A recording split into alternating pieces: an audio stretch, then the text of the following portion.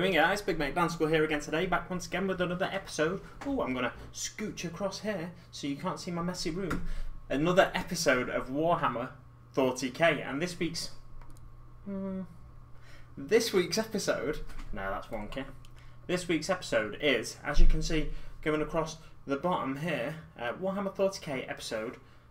Oh my god, it's a lot slower than I thought it was. 26. My greatest hobby moments. There we go. So this week's episode is Warhammer. This week's episode of Warhammer Thoughty is all about my greatest hobby moments.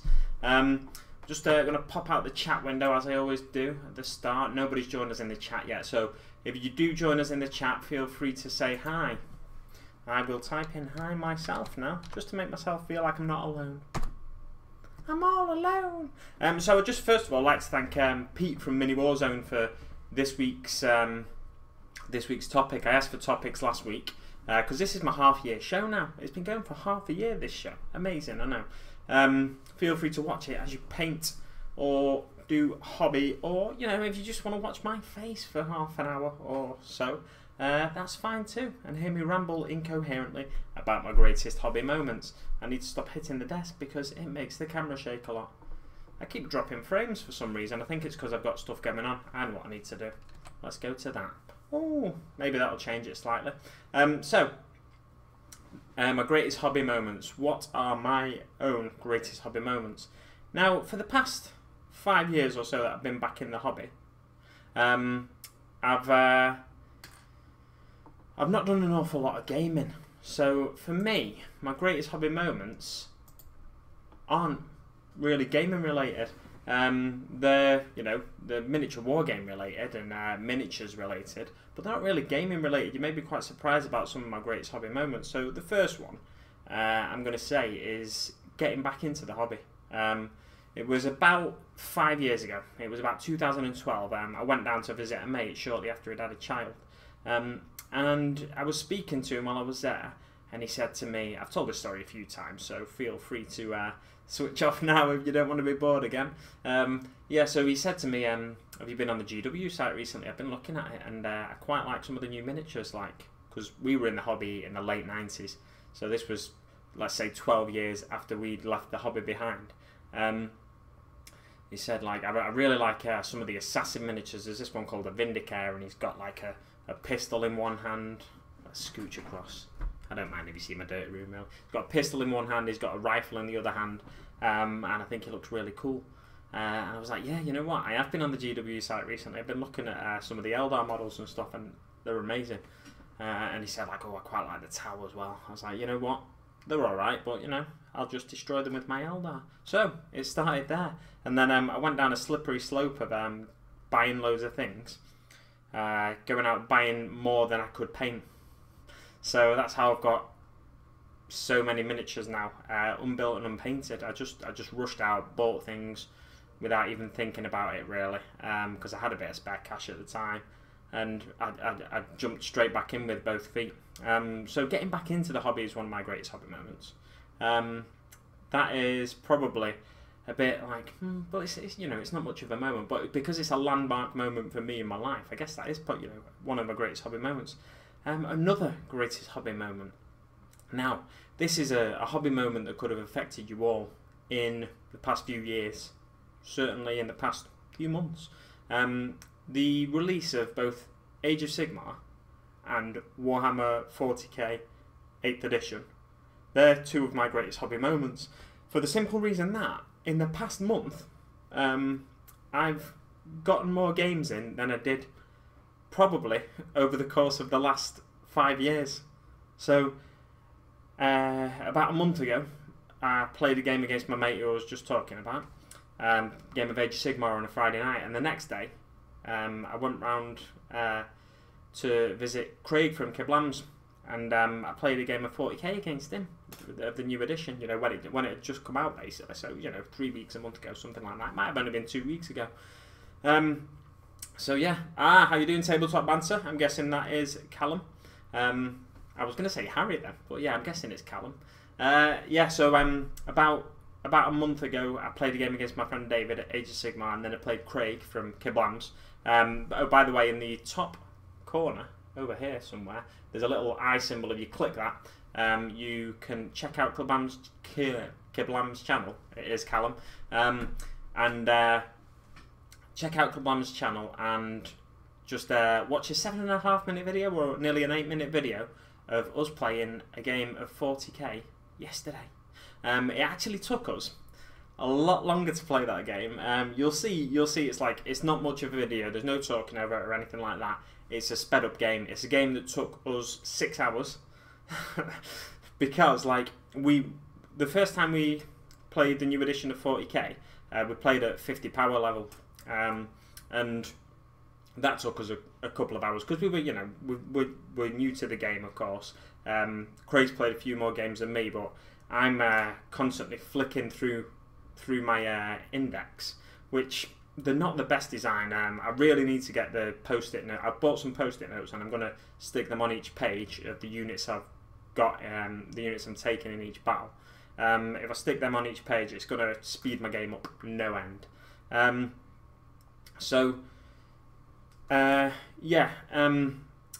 They're not the best because they're just laid out a bit strangely, and when you're constantly looking for rules, you're not going to... This probably sounds ridiculous because in the past I've spoken about having to flick between books for rules, but in the rule book, Universal Special Rules, we're all in like one section, and you could sort of put a bookmark in there and find it within a couple of page flicks. Whereas now, each ability, they're called abilities now, basically what were Universal Special Rules, are now spread out between the different units, and they're called abilities, and they're given different names in each unit. So what used to be a Feel No Pain is called Disgustingly Resilient for the Death Guard cultist models, the Poxwalkers, and for Dark Eldar it's called something like Senseless to Pain or something like that. So there's so the indexes aren't the best, but that's not what this video is about, is it? I've forgotten. So this video is about my greatest hobby moments, and getting to play 3 games in the past, I think, 3 weeks. That for me, it makes the launch of Age of Sigmar. How you doing, Wargamer Nick? Good to see you. Good evening. That's what bonsoir means, isn't it? I think it is.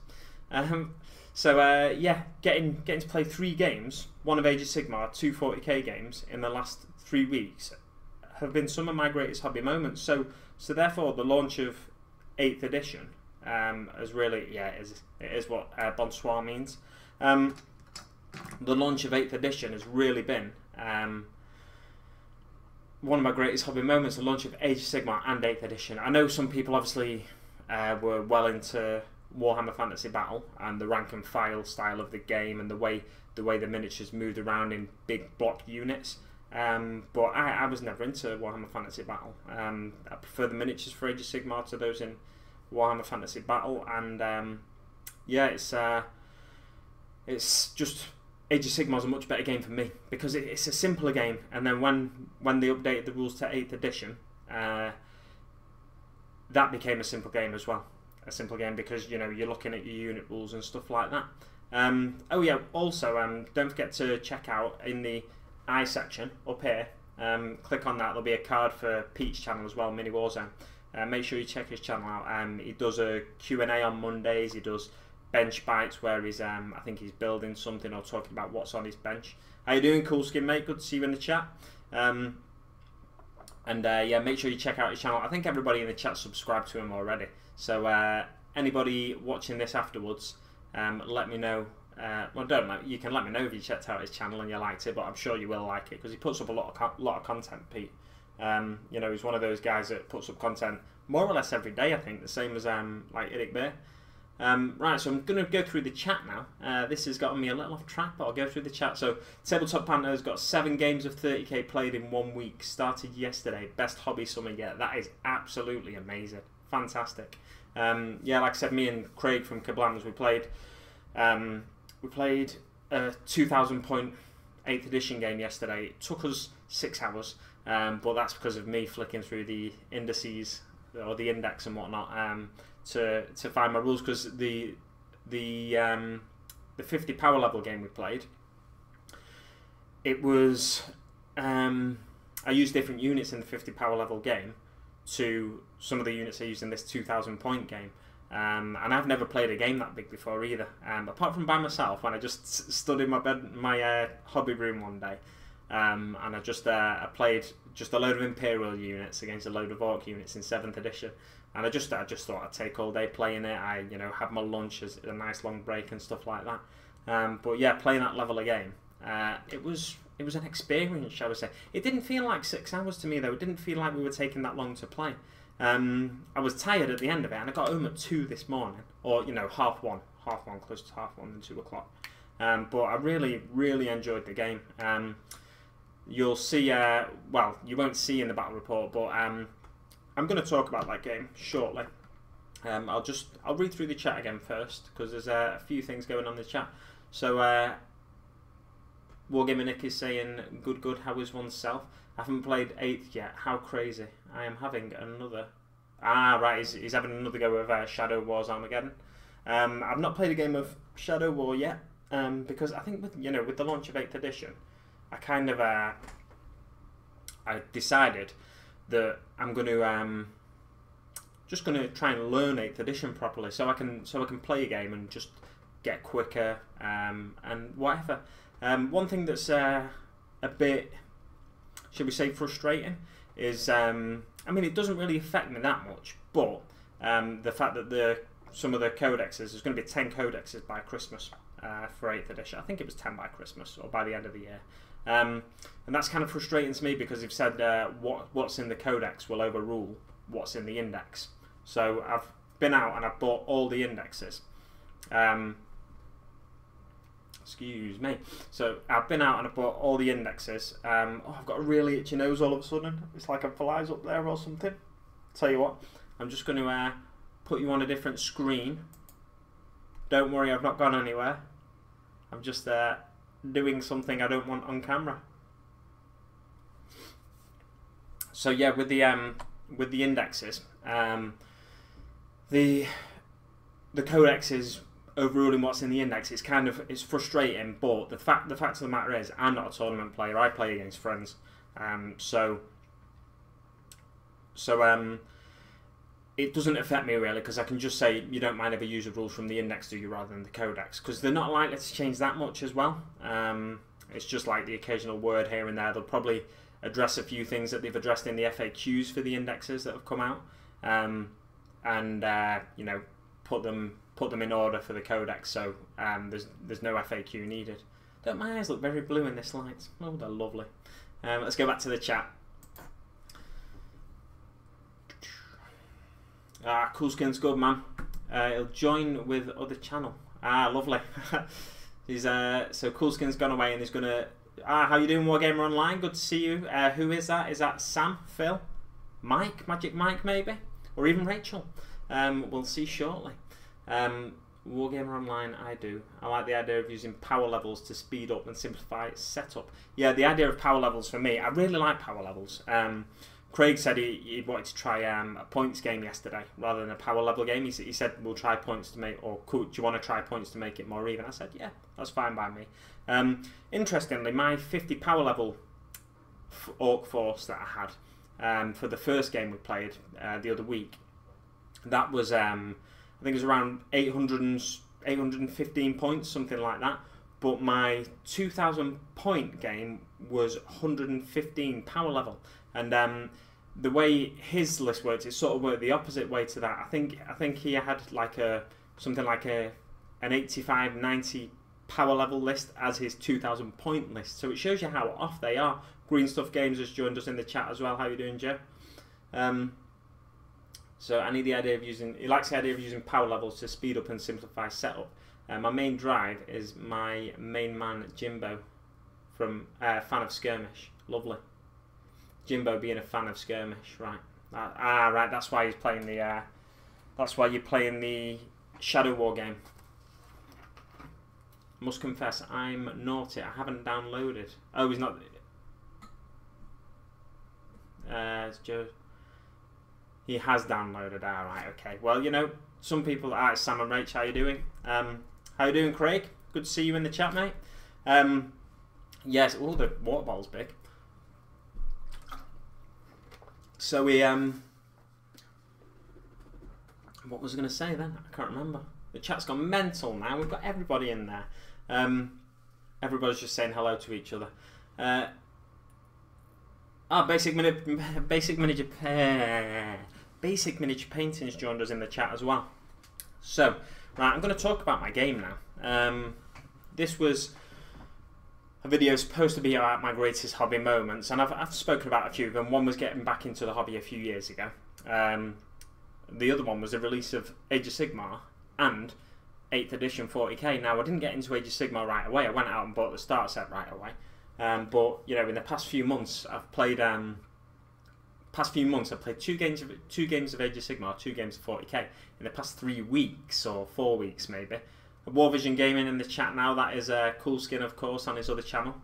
He's created a new channel, so make sure you go check out our new channel. He's going to have a lot more content on that channel. I've already seen some of it, and it's good stuff. A lot of armor showcases and that. And some of Coolskin's battle reports as well. When I watched a lot more battle reports, I always watch Coolskins because they're always really entertaining. So what was I talking about? I've forgotten. Yeah. So in the past 3 weeks, in the past 3 months or so, I've played a really small game of Age of Sigmar, and then the past 3 weeks I played. I think something like, I don't know what point size it was. It was basically the Khorne Bloodbound from the Age of Sigmar starter set against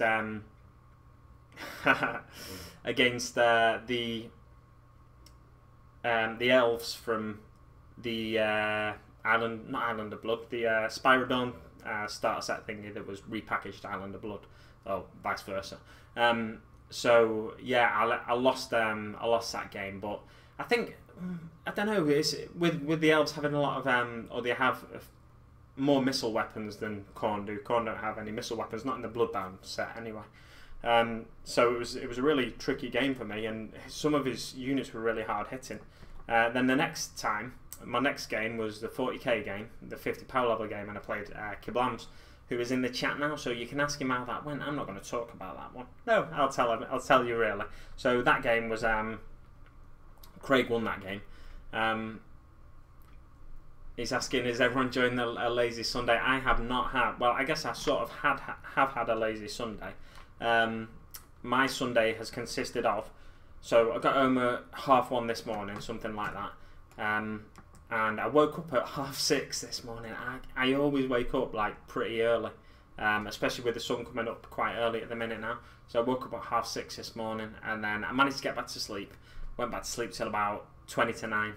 My alarm was set for 9. So then I got up and then I went to the cinema.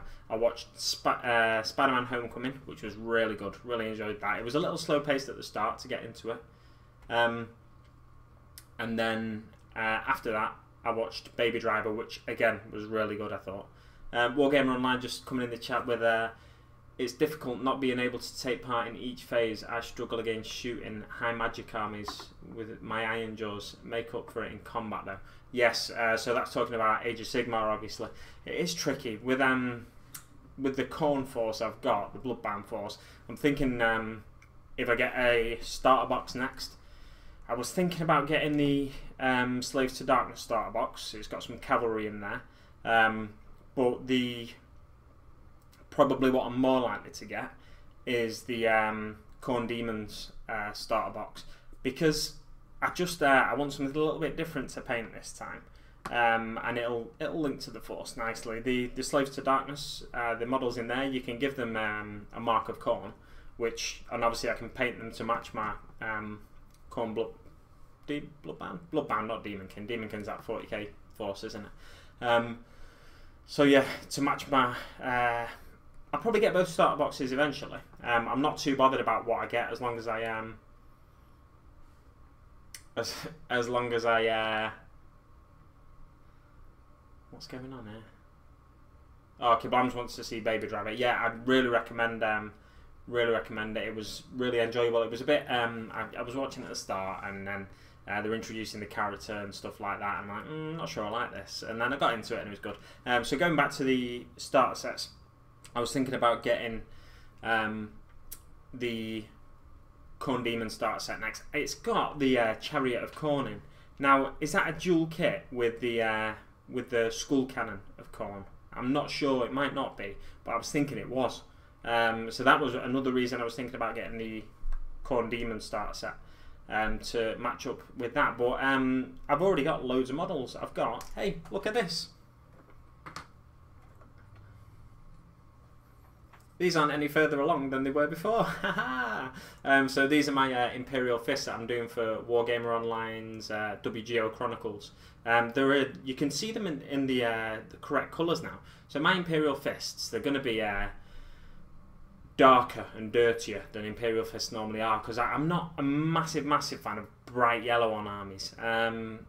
Some of my orcs are painted in Bad Moon's colours, and they're quite a rich yellow, but I kind of like this. This is Vallejo's Yellow Ochre on here, and I like how it's yellow. You can tell it's yellow, but it's sort of browny as well. It looks like a deserty sort of yellow, which I quite like. So that's another 30k video I'll be doing at another time, slightly altering a paint scheme for your army to fit your own fluff, or altering it, to different levels.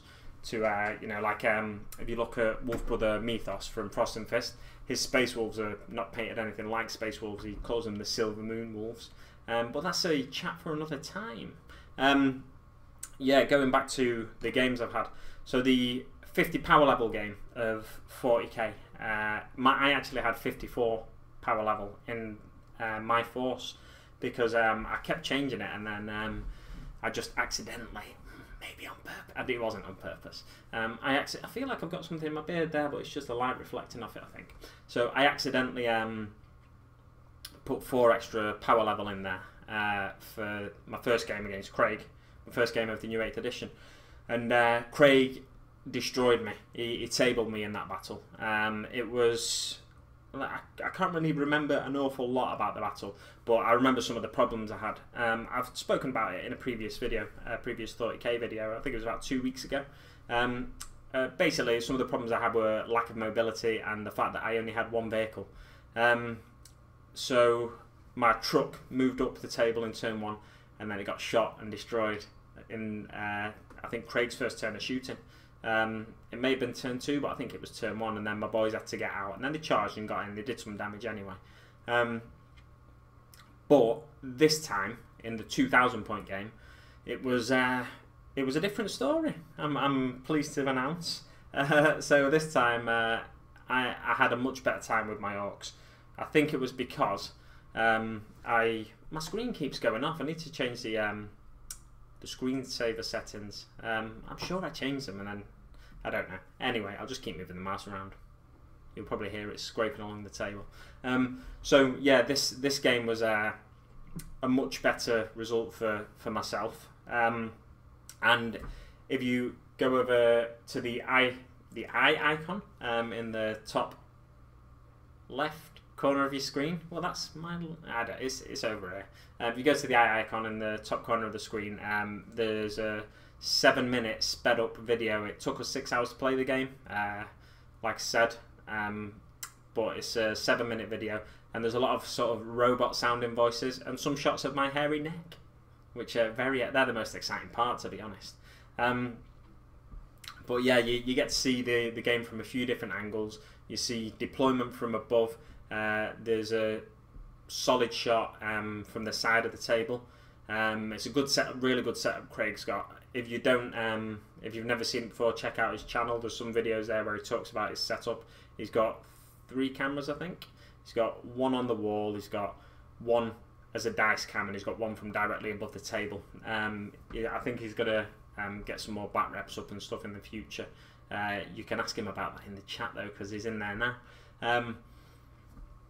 So yeah, this game, because I had a greater variety of units, it made my life a bit easier, I think. And also there was some tactical errors that Craig made early on in the battle that reduced his mobility somewhat. So I'll talk about it. Yes, I'll talk about it. So in the first game, one of my main threats, or my two main threats, were my boys in the truck. So this is a 50 power level game. My boys in the truck and my Mega Knobs. Stupidly, I didn't put the Mega Knobs in the truck. I should have done that because they are really slow. They move 4 inches, and I was advancing them up the table. And then when they eventually got into combat, most of them had been shot already. So there was one guy left, and he swung, missed, hit, and then didn't do any damage because I think Craig made his saving throw. Orcs are best in 8th. Best race in 8th, I'm guessing he means, in his experience. Yeah, they were quite brutal and cunning last night, I'd say. So there was units in my first game that we played that were quite ineffective for me, and I've had that problem in the past, even in 7th edition when I've had Mega Knobs. In 7th edition they just weren't durable enough, because if you've got las cannons or weapons with a low AP in 7th edition, they just ignore the armour, and they had no invulnerable save, so they were too easy to take out in 7th edition.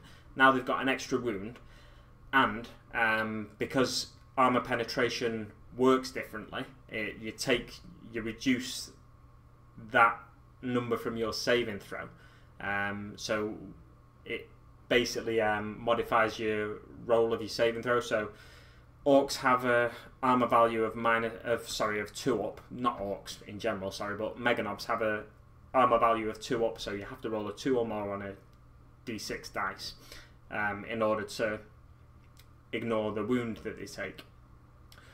But if you roll a 2 and the weapon that's shooting you has an armor value of -2, then that alters your roll to a 4. I can't remember. I've not said that right, have I? So you need to roll a 4, basically, sorry. It alters what you need to roll to be a 4. So you need to roll a 4 rather than a 2 to make a save against, say, I think a las cannon has an armor penetration value of -2.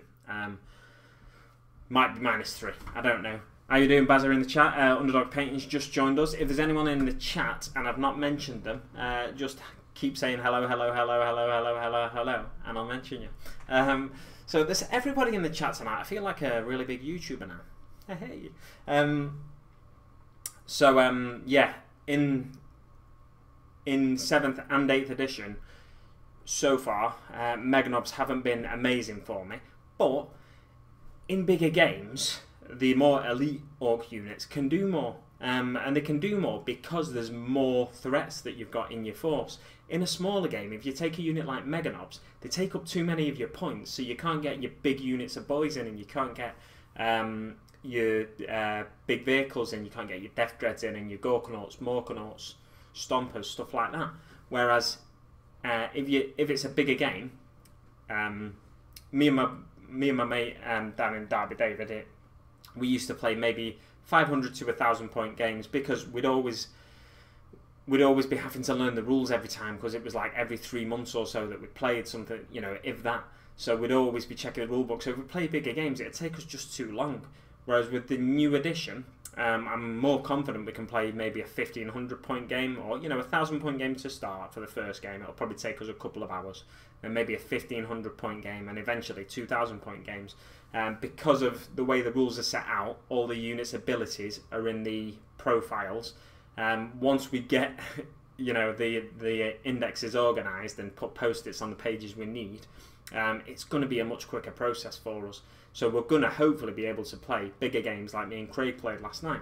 And that means, I think my orc force is just going to be more and more effective, because the more threats you have on a table, the more your opponent has to take out. So Craig last night, he identified 2 threats as being my trucks.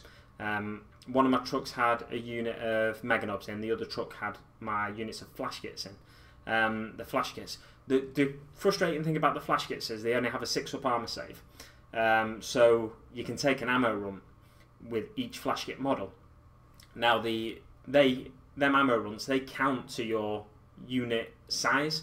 And basically, I decided to take them as an extra wound, so I took 5 flash kits and 5 ammo runts.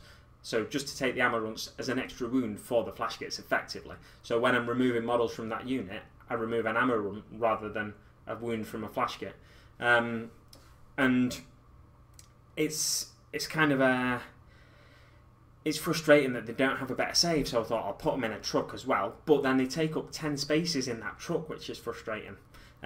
So I had them in a truck with a big mech with custom force field, and I had so that's a good thing as well, because it means the truck gets a 5-up pinball save. It's got a 4-up save standard, 5-up pinball, so it makes the truck quite survivable. I took rockets on my trucks as well, because in the 50 power level game we played previously, I had trouble wounding his Taloses. The list Craig took is in the 50 power level game, it was a very elite Talos list there. I think it took something like 4 Talos, 2 Kronos, and some Homunculus. It might have been more like 6 Talos, 3 Kronos, and 2 Homunculus, or something like that. I can't remember exactly. But yeah, it was a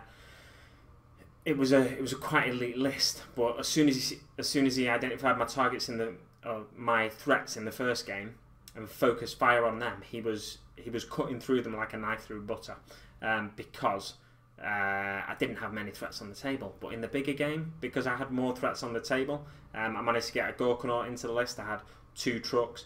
I had a unit of Meganobs, a unit of flash kits.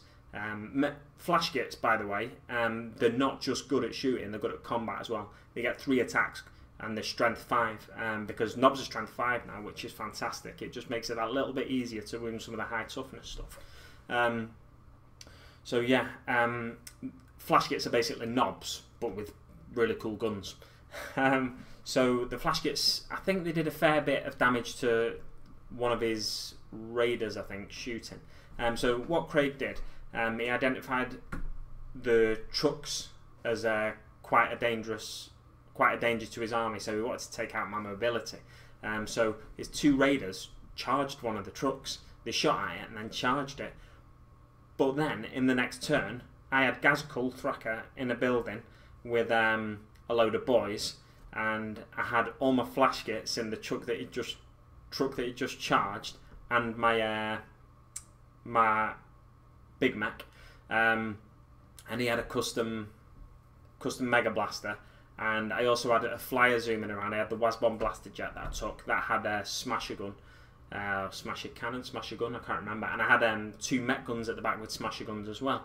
Now the cool thing about the Smasher Gun is you don't roll to wound. What you do, you roll 2 dice instead of rolling to wound as normal. You roll 2 dice, and if the roll matches or is greater than the target's toughness, then it causes a wound, and then you roll a d6 for damage. So that's a really cool thing about the Smasher Guns. There's some dangerous sort of guns. I wanted a bit of reliable shooting in the force, so that's why I took the flash kits, because you hit on 4s with flash kits with shooting weapons. And of course the Mech Guns, they're manned by Gretchen, and you hit on 4s with them, because normally Orcs hit on 5s. So I thought I'd squeeze a bit of reliable shooting into the force. The cool thing about the Wasbomb Blaster Jet as well is the fact that the Smasher Gun, if you identify a target, each turn of shooting you identify a target, and with the Smasher Gun you can hit on 4s, because it's supposed to be like the mech that's flying it, his brain's hooked into this targeter, and that you use with the Smasher Gun. So the Smasher Gun on the mech flyer was hitting on 4s as well, which was really good. So yeah, Craig tried to take out one of my trucks early on, but then he got charged by Gazkul and by the flash kits and the mech in the next turn, and then I managed to destroy both of his raiders. And then his racks that were in the raiders, he had 2 units in 1 raider, and so he was running a Dark Eldar or a Drukhari Coven list basically. So he had one of the. I'm looking at myself on the screen here. If you wonder why I'm looking off screen, I'm not reading anything. I'm just looking at myself. I'm like, oh, aren't I a pretty boy? So he was running a Dark Eldar Coven list. So in one of his raiders, he had 2 lots of racks. In another raider, he had his Warlord Homunculus and a unit of racks. And that was the start of his downfall, if you like. Now it wasn't really, because Drukhari are so fast, They move 7 inches, the infantry, the racks that is. They move 7 inches, and then obviously you can advance with them as well. And he wanted to get them, most of them, away as quick as possible. So with the 2 units, he tried to get away, but they weren't quite quick enough. Yeah, so I managed to destroy his raiders early on with a combination of shooting but to be honest, because there was that many shooting weapons, ranged weapons in my force, because the Gorkanaut puts out 3d6 shots with its custom super Daka. I can't remember what it's called. The main gun on the Gorkanaut that's like a massive Gatling gun. The Gorkanaut puts out so many shots that no matter what you're shooting at, it's going to do some damage to it. And then it's got 2 twin big shooters, which are 6-shot weapons, 6-shot strength 5 weapons. And it's got Scorcher, which is obviously D6, 8-inch range, and one other weapon, 2 rockets, which, you know, if you hit with them, they can do damage. So it's really, it's not a heavy Gatler, no, it's, I can't remember what it's called. It's frustrating that. I have my phone to hand though, so I can tell you. Let's have a check on Battle Scribe. It's very exciting when I always turn to my phone in these chats, isn't it? Here's my 2,000 point list.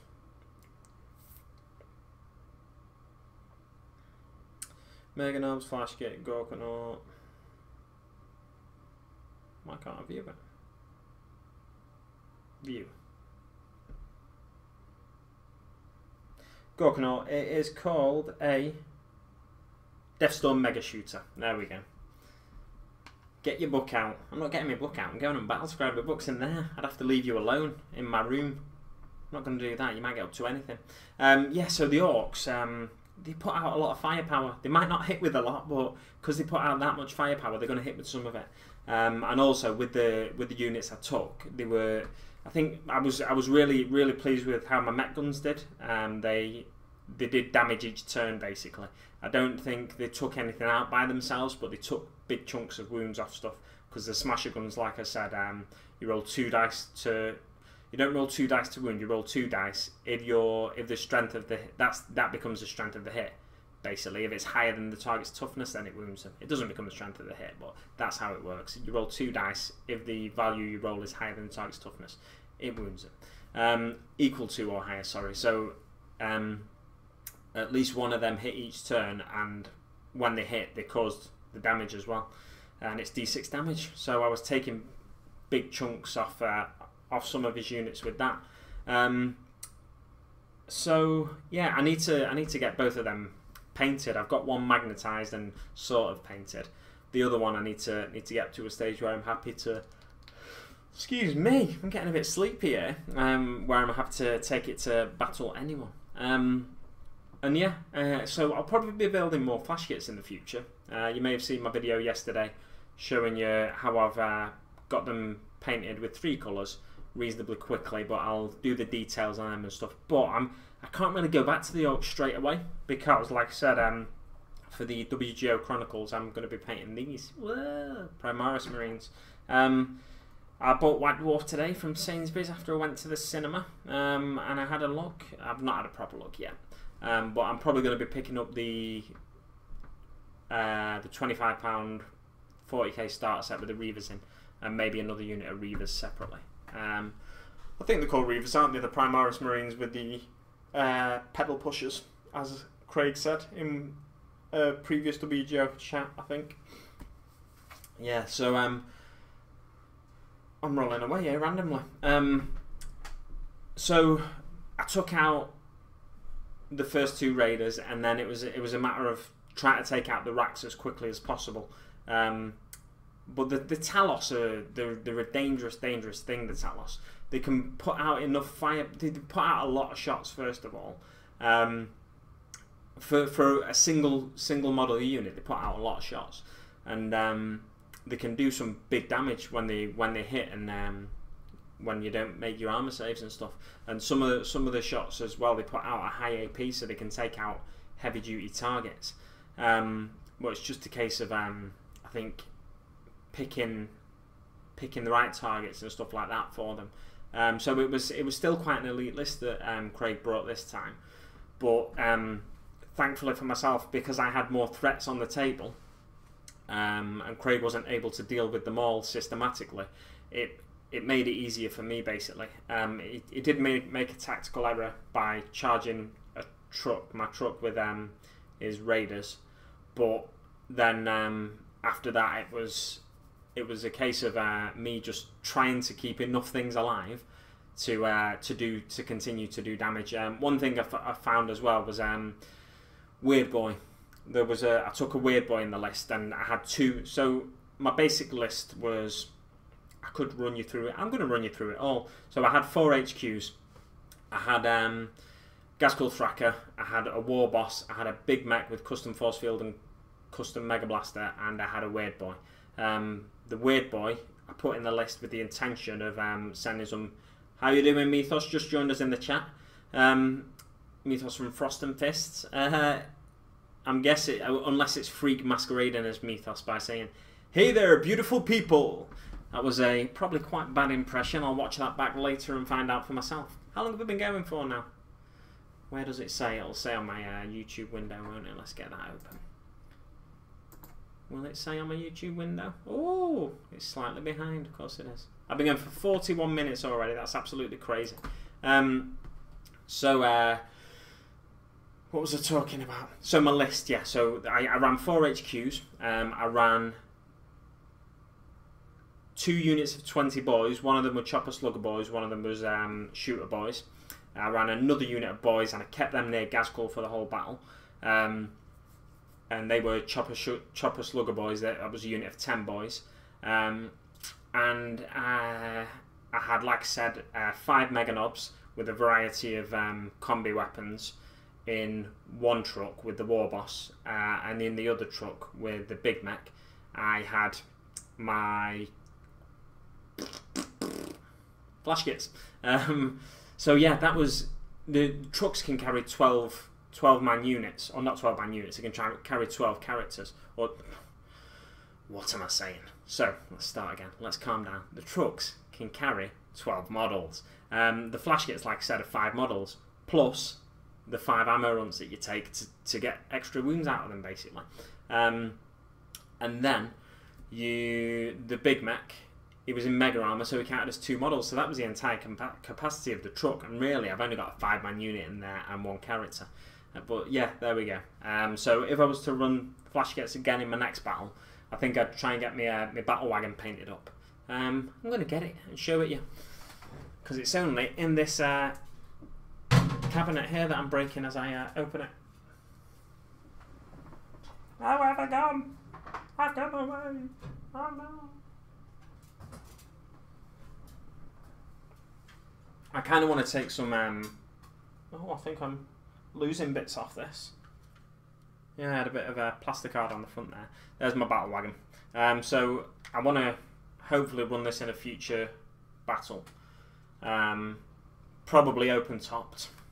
So I'll probably run a unit of 10 flash kits in it. I think it's transport capacity of 20. So I'll probably run a unit of 10 flash kits in it, and have them just move to a decent firing position and just fire. I was recommended by Skarne to take looters when I summed up the last battle that I had.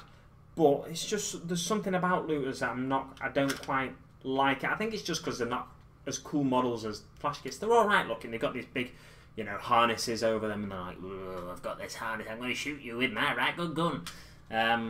But it's the model doesn't appeal to me as much as the flash kits did, and because you get the extra attacks and strength with the flash kits.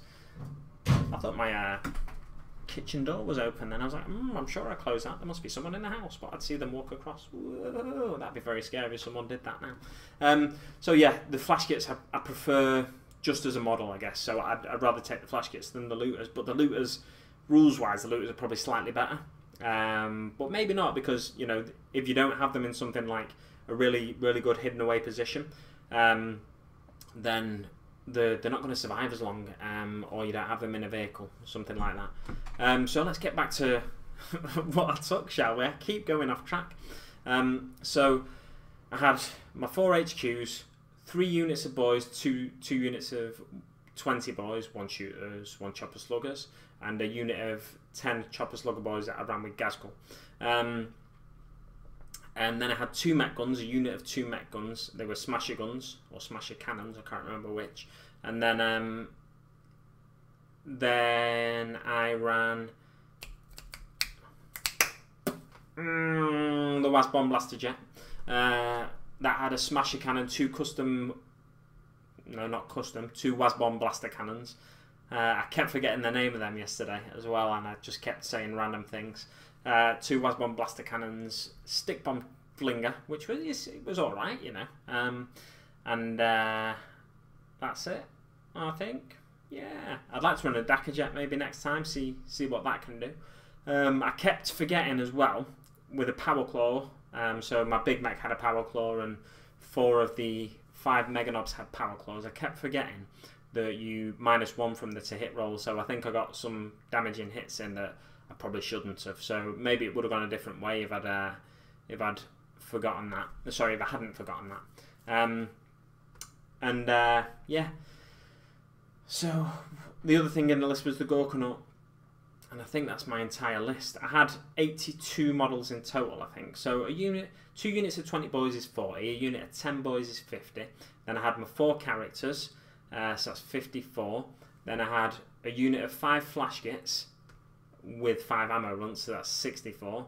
Plus the 2 guns, so that's 66. 76 because I had 5 ammo runs with each gun. Unit of Meganobs, so that's 82. Gorkanaut, 83. Was Bomb Blaster Jet, 84. It was 84, not 82. Or have I just added up wrong? Anyway, yeah, so I had a fair few models on the table. Wargamer Online's leaving us, so thanks very much for joining me and joining us in the chat. I'm going to go through the chat, see if anyone's been asking me any questions. I am probably well behind if they have, because I've just been rambling on. Right, so I read that.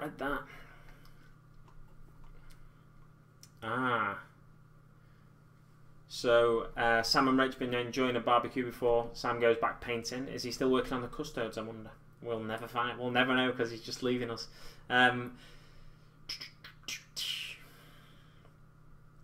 Big Mac, do you think orcs are as good as people say in 8th? That question was from Green Stuff Games. I would say orcs are vastly improved from 7th. Vastly improved from 7th. It's kind of...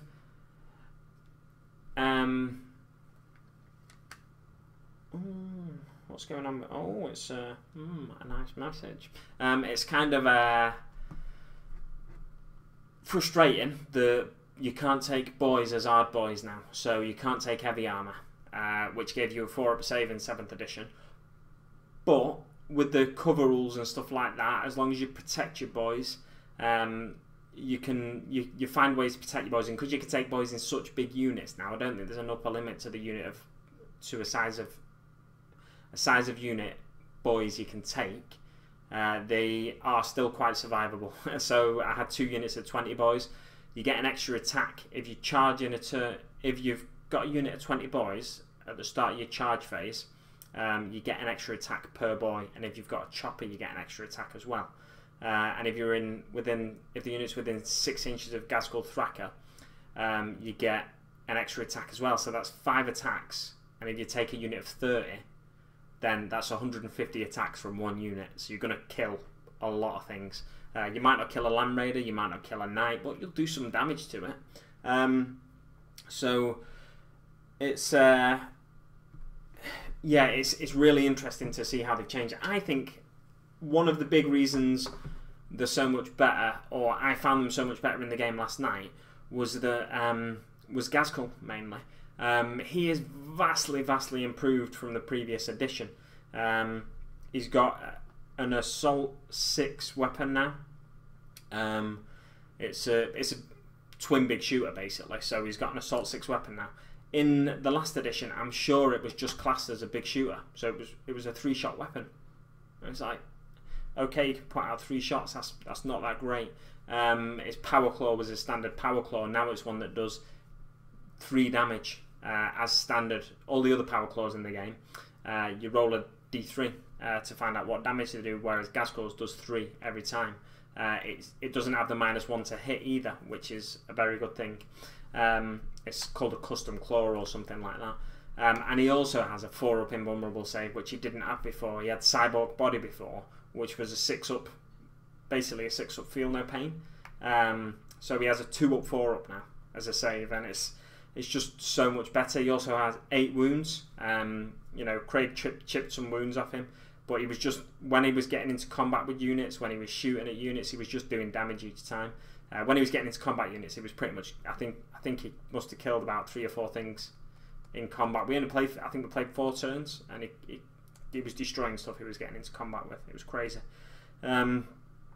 So part of the reason for me that they've improved so drastically is, or you know, it was how I was playing them as well. I think because I kept Ghazghkull near a lot of units, so they were near a unit. It was near a unit of I think about 13. The 13 shooter boys when they'd had a few 7 boys killed, so they got to do a lot more attacks in the combat phase, another 13 attacks, and it's in a turn that they charge, they get an extra attack if they're within 6 inches of Ghazghkull at the start of the charge phase. So there's a lot more. There's effects that different models have on different units. Things like custom force fields I think are going to be really good, because they give you the invulnerable save. So if you've got a unit of boys or a unit you really want to protect, make sure they're always near something with a custom force field. The Morkonaut, you can take a custom force field. It's a 6-inch reach. It's a bigger base. It's a night base. So it's going to have 6 inches around that night base. It's going to affect a few units either side of it if you keep it near other things. The first game me and Craig played, I found stuff was dying, and obviously there was a lot more room on the table because it was a game half the size of the one we played last night. So there was big gaps between some of my units. So the characters that I had, I only had I think a big mech, and what other character did I take? Oh, Boss Zagstruck I took in that game.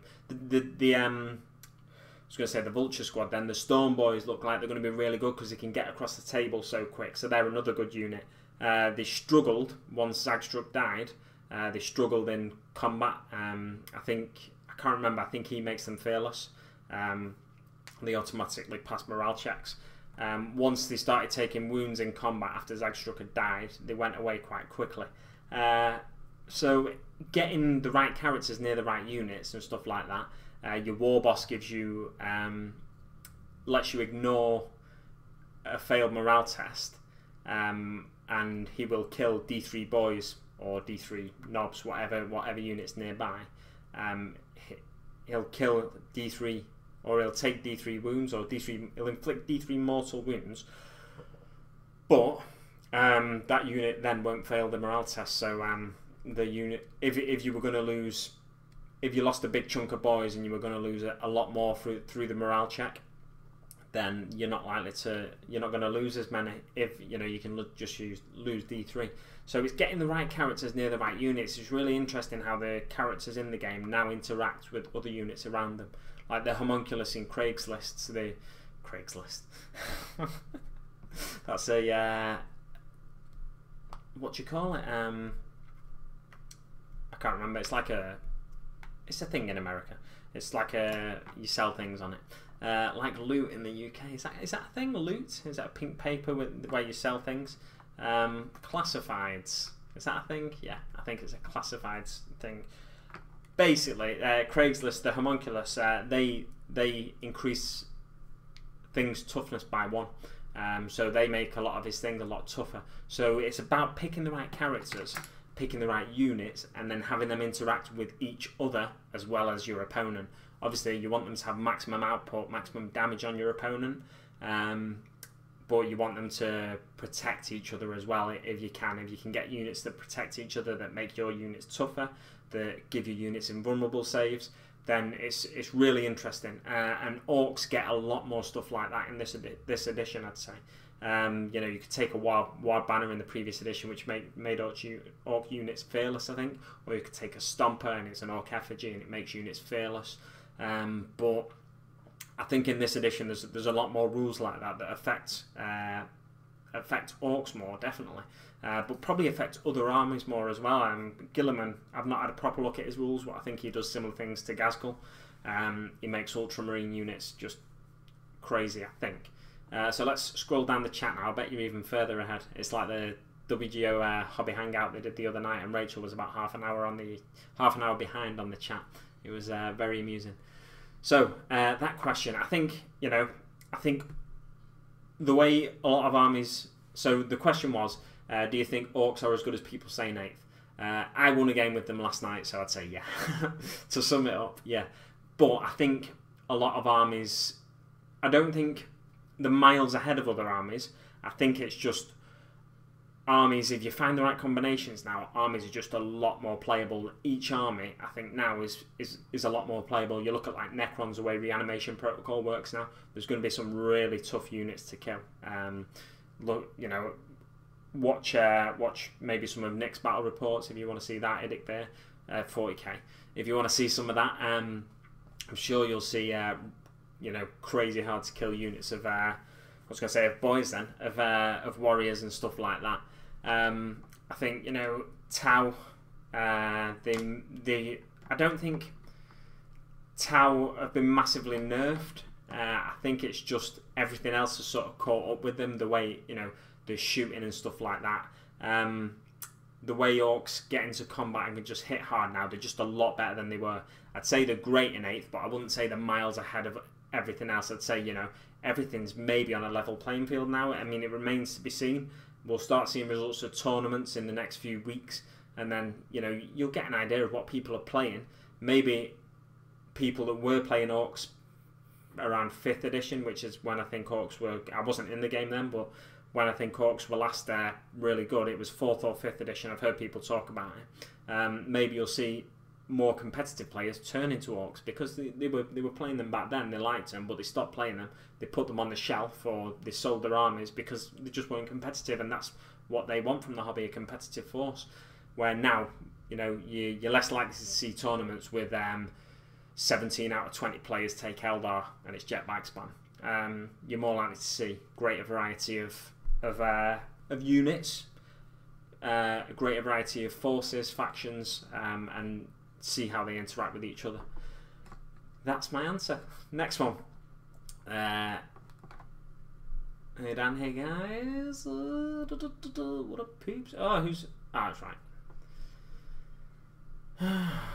Underdog Paint. Oh, he gets his Dark Imperium box set tomorrow. Can't wait. Fantastic stuff. I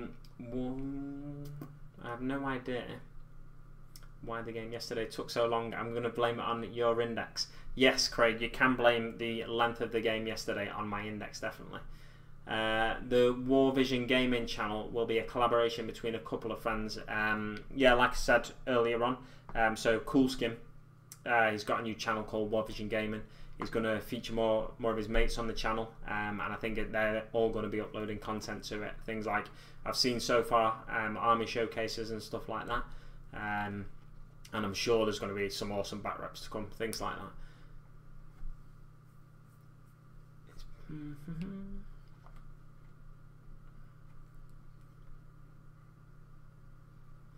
So Kablam's saying in the chat, how do you find out when this comment was made? I don't know.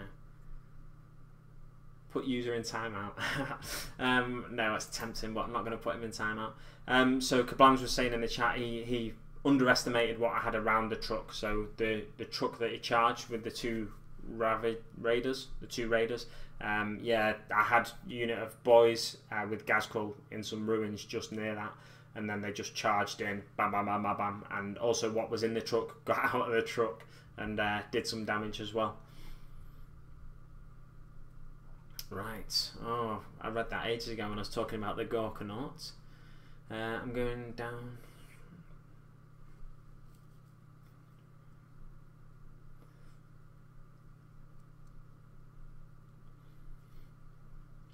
AP -3 flamers for the win. I'm guessing that was when I was talking about the Talos' weapons. Craig is also saying he made so many mistakes and his list was nowhere near what he hoped to run. His extra Talos should arrive next week for the WGO #WGO Chronicles. So if you're not taking part in the WGO Chronicles, go to Facebook if you've got a Facebook, and if you've not, create a Facebook and join the Wargamer Online community group. Ask to join it, someone will approve you straight away, and then you can search in the group for #WGO Chronicles. What they're doing at the minute, it's basically Tale of Four Gamers that you see in White Dwarf. It's people are building up, I think, 1,000 point or a 50 power level force over the course of 4 weeks. I think it ends on the 17th or 18th of July, something like that. What date is it now? It's the 9th of July, so I've got maybe 9 days to paint up my Primaris Marines, and I've also got to paint this one for a in-store competition. So I'll get that one painted, and then you'll see that on the channel. I could have base coated that today, but never mind.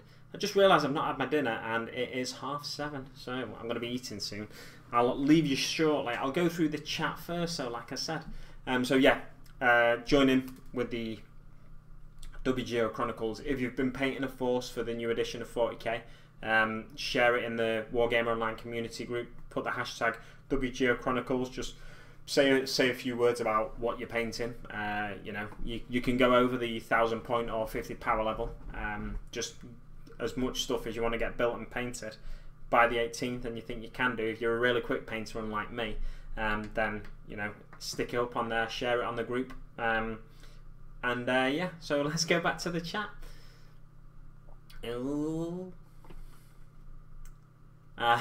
Green Stuff Games is commenting. Thanks for that, Dan. I'm hoping for a new Danskull. The sculpt we have now is really old. It is. I was talking to Craig about that yesterday. Danskull is. I was saying he was small. Craig said, no, he's big. he's small when you hear him described in the fluff.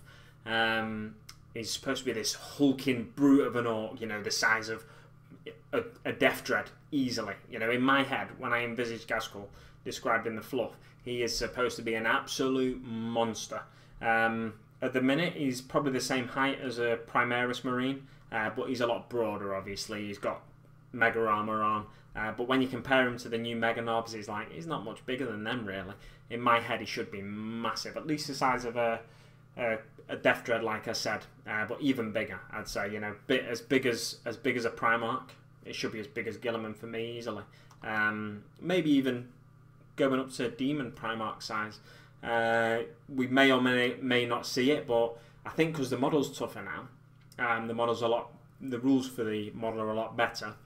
I think it warrants a bigger model, a new sculpt, maybe a more dynamic sculpt, where it'd be cool if they did a sculpt, even if it was a single pose one, where you could get him and you could get a new Yarrick and put them facing off against each other in a diorama, like they were posed to face off against each other kind of thing. That'd be really cool. But that's by the by. And then Green Stuff Game says, like Gumtree. Yes, Craigslist is like Gumtree. Grats on the win. Thank you very much, Mythos. Have I caught up with the chat? I think I have. Nice chat, mate. Keep it going. Got to go. Oh, bye-bye, Warvision Gaming. Yeah, or first 8th edition battle report uploading right now. So check out Warvision Gaming 40k is the full name of the channel. He's in the chat, or he was in the chat now. He's just left us. So check out Warvision Gaming 40k. And make sure you check out their first battle report. I'm sure it's going to be really cool.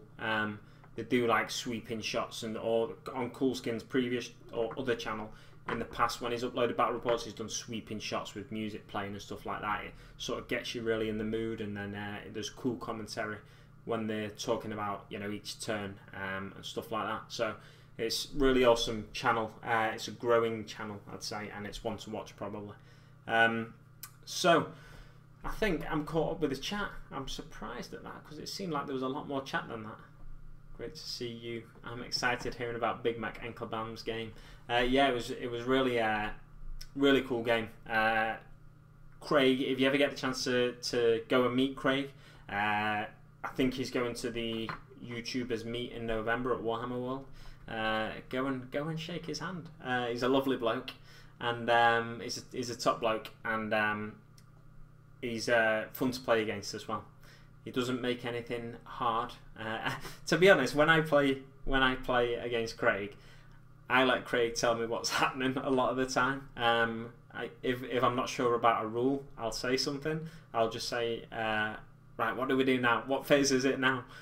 And I don't know if he's noticed that, but I've hardly looked at my I've hardly looked at the 12-page rulebook card thing you get, and I've definitely not even looked at the main rulebook. So I kind of let Craig run the show when I'm playing against him, and I'm more than happy to keep doing that if he's happy to keep hold of the reins. And then I just try and kill what he puts in front of me. But if you get a chance to play against him, definitely do. More than recommend playing against Craig. And if you're not subscribed to his channel, make sure you play his channel. That's how I play games, Big Mac. That's quality. Green Stuff Games.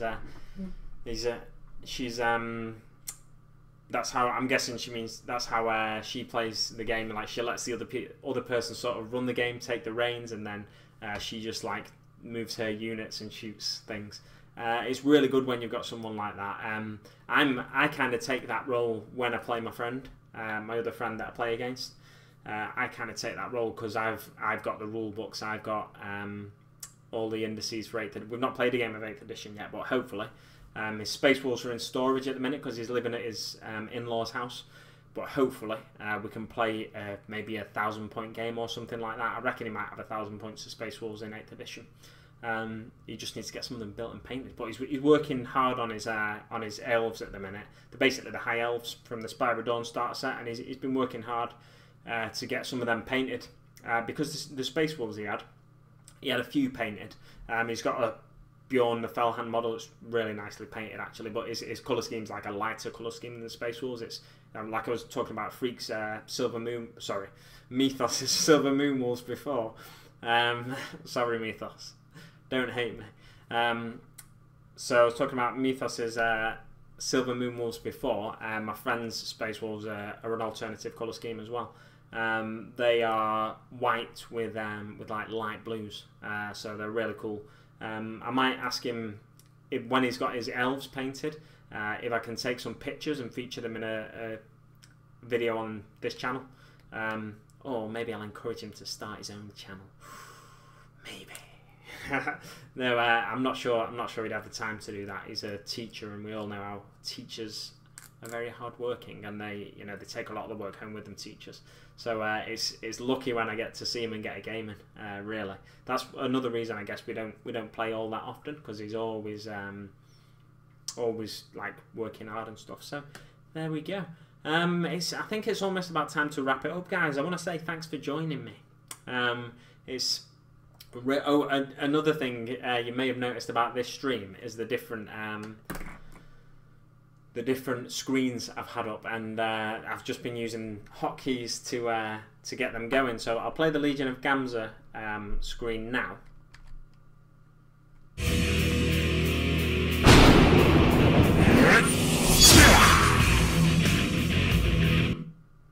And then I went to this screen, and I learnt this from just being with Craig last night, and I asked him a few questions about how to do stuff.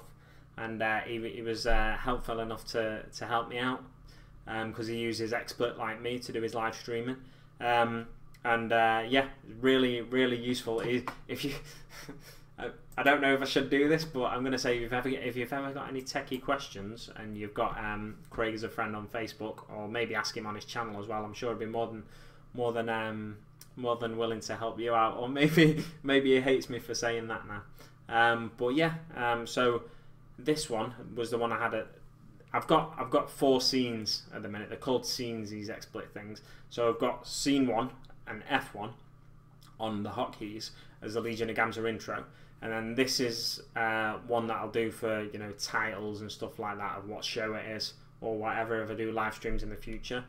and then this is scene 4, but I've got it as a hotkey F3, and it's just got the big Mek Danskull logo up here, channel logo, and then scene 5 is the goodbye screen, and I'll be going to that screen shortly. I'm just going to have another look at the chat. So, oh, Joshua Swan's just joined us, man. You know what, I'll keep it going for 5 minutes or so. I'll just have another drink of water. What's everyone been up to this weekend? I know me and Craig have been hard at work getting massive amounts of entertainment up on the internet for you, 7 minutes of it. But yeah, what's everyone else been up to this weekend? I'll have a chat with the chat. So Joshua Swan's just joined us. He's just had a barbecue. He hopes he's not too late. You're not too late. I'm extending this show for you, my man. I heard Barbie is high maintenance, so well done. I didn't get that at first. Just had a nice, right. Awesome new look. Great show tonight. Thank you very much, Mythos. Yeah, has anyone else been gaming this weekend or painting any models, anything like that? There's a lot of shaking going on at the minute because I'm messing with my iPad on the desk. I will put it on the floor instead. You know what I'll do? I'll do something. Because I don't pay for XSplit, like I've been talking about these different scenes, because I don't pay for XSplit, I can only get up to 4 scenes. I was going to put some pictures on the other scenes for you. I was just going to add loads of scenes and then just skip from scene to scene, so you could, when I was talking about a particular part of the battle report.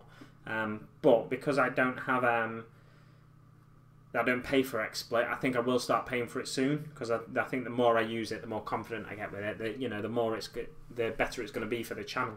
Because if I need, like today, I didn't have much time, so it was better that I did this video live.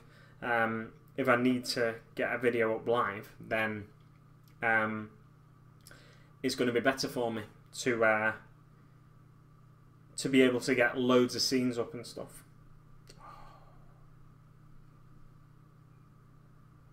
Let's see if I can get this up for you on the screen. Ooh, what is it? Right, let's go through the chat before I do this. So Joshua went to Sheffield yesterday and worked today. Oh, no good work. But I guess you got to get paid, haven't you? Thanks for the extension. No problem. Oh no, Mythos is struggling with a Razorback. Bad times. Also about to paint my first Primaris, making a recovery after being ill for donkey's years. Yeah. Painted my Gretchen, ready for Wednesday. Excellent. You're getting a game in, Joe, on Wednesday, is it? It's only $5 a month. Is it $5 a month? I thought it was $14. I'll find out shortly. Once I end this stream, I'll double check it. If it's only $5 a month, then I guess it's more than worth it. Probably it's probably $14.99 for 3 months or something like that. And some stuff for B&B, that's burrows and badgers and burrows, something like that. I can't remember. I've seen you did a video where you're giving away a mouse, aren't you? At the minute, a mouse archer. It's a cool little miniature. It's very small though. I was thinking, could I get it and convert it into a Gretchen or a Grot? But I'm not. I don't think I could. I think it's better as the miniature it is than if I tried to convert it into a Gretchen or a Grot. Or just have it as an alternate model for a Gretchen or a Grot, or an ammo run for a flash kit, because I'm going to need loads of them to protect my flash kits. Give them extra wounds. Meant to say, Wednesday video, okay, right. So that's what Joe's getting the Gretchen painted up for. How many have you got now? Have you got 2 units of them now, is it? Or is it more from the same unit? I think you'd paint, last video I saw you uploaded, I think you'd painted a whole unit. So yeah, I'm already sold on B&B based on the name. Bed and breakfast. Look at this little picture here. This is how the world ended. Is it? Who says that? Who says this is how the world ended? It's thingy, isn't it? The problem is, right, I'm gonna have to turn this away from.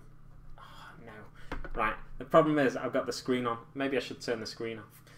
Right. This is how our battle ended, basically, with a Gorkanaut over here looming, like ready to pounce on this homunculus here that you can just see there. If I cover up that screen with my finger, you can just see a homunculus there hiding in the ruins.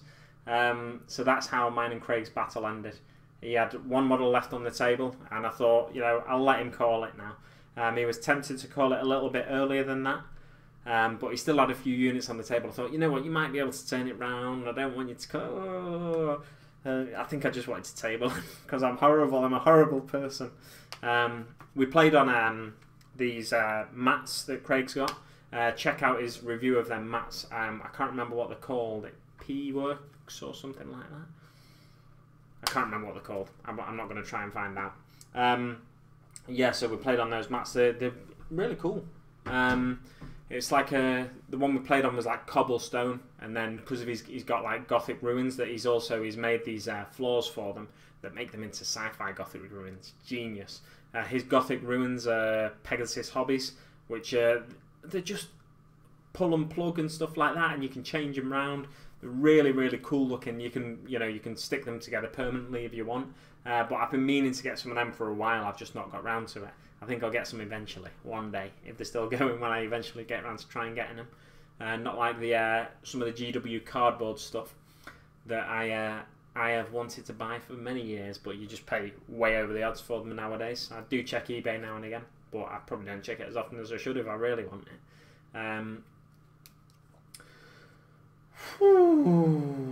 I am a monster, Craig, yes. I got 20 painted, painting 5 this week, and got 15 done. Excellent. Excellent. So that's 20 Gretchen for Joe's Orcs, and I got 10 done already. So I'll have a unit of 30 Gretchen. That's quality. The really interesting thing about Gretchen now is you don't have to take a runt herd with them. For 2, not sure how many points they are, but power level wise, they're 2 power level for a unit of 10 Gretchen. 2. So cheap. So cheap. They might die easily, but if you're against an elite force, can they kill you before you've got to all the objectives and stuff like that? The way we played an objective game, me and Craig, last night, and the way the objectives work, you've just got to have more models within 3 inches of the objective than your opponent. So if you've got 30 Gretchen, surround the objective, sit on it, and dare your opponent to try and shoot you off it. It's genius, genius. There's no way you're going to lose with like 1,000, 2 points per unit, 2 power level. No, they're not 2 points per unit. They're 2 power level per unit. I was going to say with 1,000 Gretchen on the table, but no, it's not. That wouldn't be. How many? I'm going to find out how many points you are on Battlescribe if it's correct. Have more models than the enemy has bullets, and you'll win. Exactly. That is the mantra of the Imperial Guard, Joshua Swan. I see you are a fine, fine Commissar.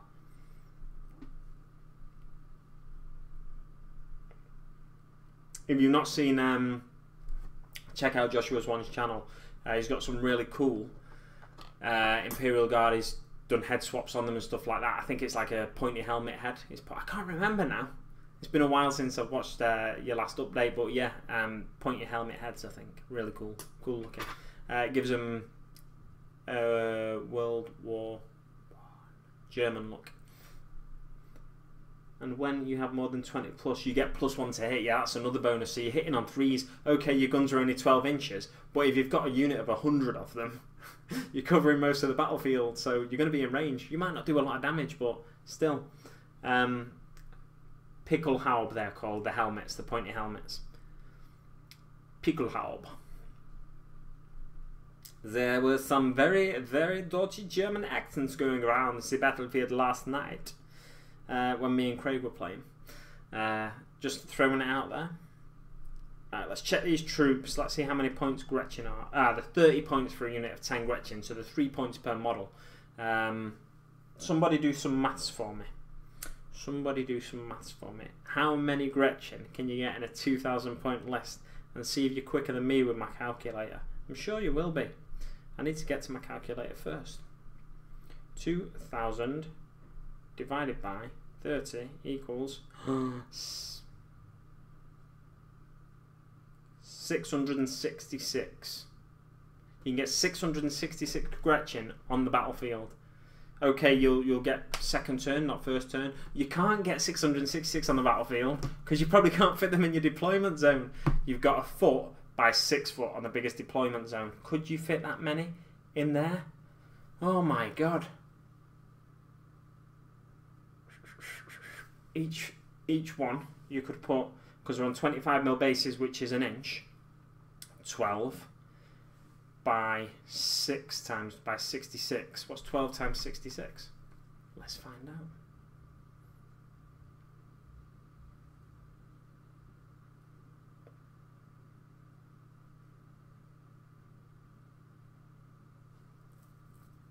$792. You do have enough room in your deployment zone to fit 666 Gretchen. So that's that is definitely a battle I'd like to see. 666 Gretchen on one runt herd, throwing down against a knight. I'd love to see that. I did a maths hammer because there is more than one of them. I did a bit of dice rolling. Theoretical dice rolling to see how many shots from Gretchen it would take to take down a knight. I think it was 970 or something like that. It was in the end. But from 666 Gretchen, if you could get them all close enough, you could encircle the knight and then you could chip away at it. Oh, that's a battle I want to see. Keep going with the Gretchen, Joe. Definitely keep going. You're not painting 666? What's wrong with you? Why not? Do you want a massive army of Gretchen or not? I'm just kidding, of course. Yeah, maybe get a commission painter to do that. Or slap a bit of green on them, dip them in some quick shade. Boom, done. Gretchen. There we go. Oh, das ist gut. The mark of the beast. Yes, 666 is the mark of the beast. Maths with the Big Mac. We know your next project. Oh, I don't think so. I'm not doing a 666 Gretchen force. I wonder if you could fit the runt herd in. Yeah, Joe should definitely do it. Definitely. Let's make Joe do it. There's some alternative sculpts for Gretchen out there, I'm sure, as well. Like the goblin miniatures from Cromlech and stuff like that. They are like, they've got some great coat goblins and stuff like that. I'll do 333 if you do 333. I am not going anywhere near those 333, but if we got 30 people, each doing 11, 60 people, each doing 11, is that 666? Or am I an idiot? Let's find out. Maths with the Big Mac. Maths with the Big Mac. And his phone's calculator. Why did I divide it by 30? 60.5 each. Oh my god. Joshua Swan said he's going to do it. 666. If we got 60 people to do 11 each, we could do it. A unit, by the way, a unit in Games Workshop of 10 Gretchen and a runt herd. Who keeps the runt herd though? Who keeps the runt herd? Unit of 10 Gretchen and a runt herd is only £10 or £8, I want to say. So, you know, it's not even a big investment. Maybe, Joe, maybe you could get that going on your channel. Ask if there's volunteers out there who are willing to spend £8 or £6 something if they get it from a third-party retailer, someone like Wargames, wargamesuk.co.uk. Check out the website, really awesome store, awesome, run by an awesome guy, Martin McNeil. So check out Wargames, and also check out their live show on Wednesday nights. Wargames on Wednesdays, I think it's called. Yeah, check out them for these Gretchen. You'll get them for, you know, about £6.80 maybe, something like that. Don't quote me on the price, please. I don't want Martin saying he's taking money off me because I'm losing him money on the price of his Gretchen boxes. So yeah, you'll get them for, you know, under £7 probably. These Gretchen. Oh, no, will you? Well, yeah, if you take more than 10% off, it's about 15% off. Yeah, you'll get them for roughly £7.80, £6.80, sorry. If there's still £8 in GW, that is. And then, so for that price, you can have yourself 10 Gretchen sent to you by Martin McNeil. You'd have to pay postage as well, so you might as well buy other stuff while you're there. You know, it's all good. It keeps that store going. Fantastic stuff. Or if you're ever up in Southport for a visit, just nip into the store. It's on Lord Street. I'm not sure of the number. It's in the hundreds, maybe. It's next to Cafe Nero. It's further down than Starbucks. It's next to Cafe Nero on Lord Street. Pop in the store, pick yourself up a box. So, Kiblams will do it. Joshua Swan said he'll do it. How many people? I'll do it if we can get enough people going. So Joe, organise it on your channel. Do an appeal, like an Oxfam appeal, but better, because it's about Gretchen.